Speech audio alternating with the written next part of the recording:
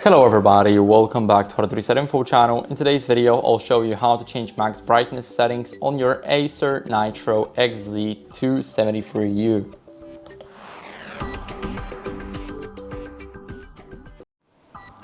So first, what we want to do is we want to open up the menu by clicking the power button twice. Here we need to go over the picture and right at the bottom, we will have the max brightness.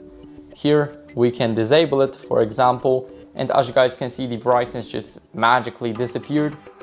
And I feel like it does not make much of a difference in the center, but it does on the edges of the screen. As you guys can see, then there's a big difference, like it's very noticeable.